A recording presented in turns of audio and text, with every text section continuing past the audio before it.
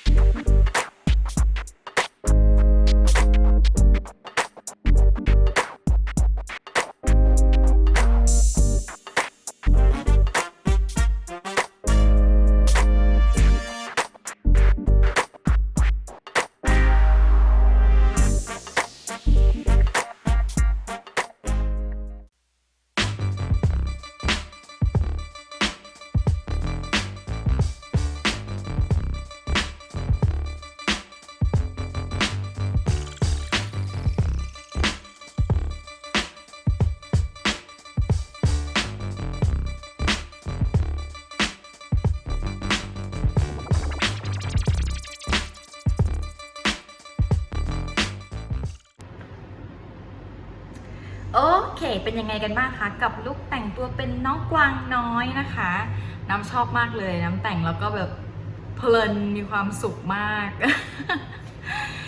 ถ้าใครชอบหรืออยากจะได้ลุคอื่นอะไรยังไงสามารถคอมเมนต์ไว้ข้างล่างได้เลยนะคะสำหรับวันนี้น้ำลากันไปก่อนนะบาย